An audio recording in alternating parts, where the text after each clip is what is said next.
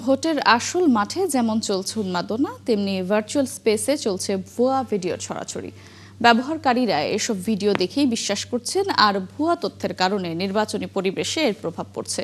বিশ্লেষকরা বলছেন, ভুয়া ভিডিও বন্ধে সরকার ও ইসিকে আরও বেশি উদ্যোগ নিতে হবে। শাহনাজ শারমিনের রিপোর্ট। ফেসবুক ও ইউটিউব ব্যবহারকারীদের মধ্যে ৮০ ভাগের গড় বয়স ১৮ থেকে ৩৪-এর মধ্যে, যার ৭০ ভাগ শহরের। সাইবার স্পেসে এআই বা আর্টিফিশিয়াল ইন্টেলিজেন্স দ্বারা তৈরি ভুয়া ভিডিও ও ছবি বাংলাদেশ সহ গোটা দুনিয়ার জন্য চ্যালেঞ্জ। নির্বাচন সামনে রেখে এমন ধরনের ভিডিও তৈরি করছে অনেকেই। নানা মাধ্যমে সেগুলো দেদারসে দেখা হচ্ছে। অনেক মানুষই সেগুলো আসল নাকি নকল তা শনাক্ত করতে পারছেন না। একজন দুইজনের বিরুদ্ধে যদি এরকম ব্যবস্থা নেয়, বাকিরা কিন্তু একটু ওই যে শাস্তিমূলক কোনো ব্যবস্থা নিলে বাকিরাও কিন্তু একটু কনসার্ন হয়ে যাবে। কালার এক্সপার্ট এবং ডার্ক স্যাপ সমৃদ্ধ অরিক্স অ্যাডভান্স ডিটারজেন্ট পাউডার, আপনার লন্ড্রি এক্সপার্ট। আসলে এগুলা দেশের জন্য বিভ্রান্তিকর, হ্যাঁ আমাদের জন্য অনেক বিভ্রান্তিকর। কোনো নিউজ সম্পর্কে জানতে পারছি, অবশ্যই সেটা সম্পর্কে আমাদের একটু যাচাই বাছাই করা উচিত যে এটা আসলে ফেক কিনা, কতটুকু অথেন্টিক, বা আমি কোন নিউজ পোর্টাল থেকে দেখছি। যারা শেয়ার করে তারা লাইক কমেন্ট শেয়ারের জন্য তারা এগুলা করে, এটা তাদের কাজ। ভুয়া জিনিস যদি শেয়ার করে তখন তো ওইটাতে মানুষ আরো বেশি আগ্রহ হয়ে যাচ্ছে, মানুষের নেগেটিভিটি ছড়াচ্ছে বেশি।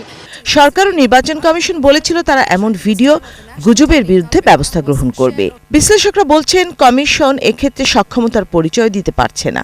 এতগুলো ভিডিও বানাচ্ছেন নির্বাচন নিয়ে, একটা ভিডিও কি বানাতে পারতেন না?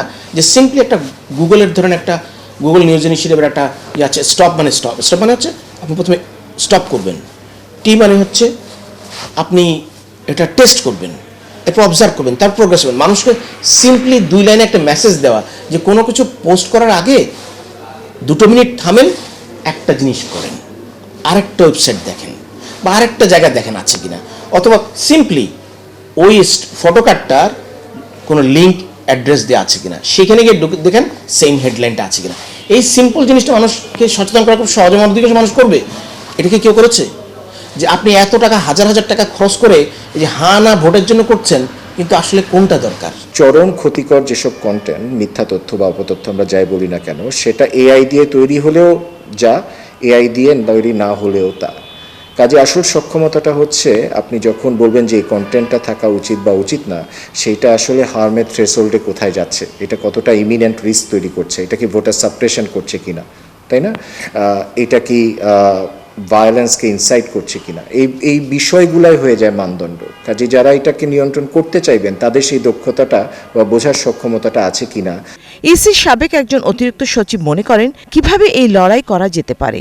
এমনভাবে বিভ্রান্ত হয় মানুষ যে যেরকম ফলাফল হওয়ার কথা ছিল তার উল্টায় যেতে পারে, ফলাফল প্রভাবিত হতে পারে। এটাকে হালকাভাবে দেখার সুযোগ নেই। এটা কিন্তু আমাদের সিএসি অনেক আগেই এই জিনিসটা বলেছেন উনি, যে আমাদের এআই এবার সত্যি সামাজিক যোগাযোগ মাধ্যমে ব্যবহার করে এটা আমাদের বড় হুমকি হয়ে দেখা দেবে। কিন্তু ভোটারদের সচেতন করার ক্ষেত্রে আমি অন্তত কোনো পেপার পত্রিকায় ওইভাবে দেখিনি যে কোনো তথ্য দেখার পর সাথে সাথে ওটাকে যাচাই করুন এটা সত্যি কিনা।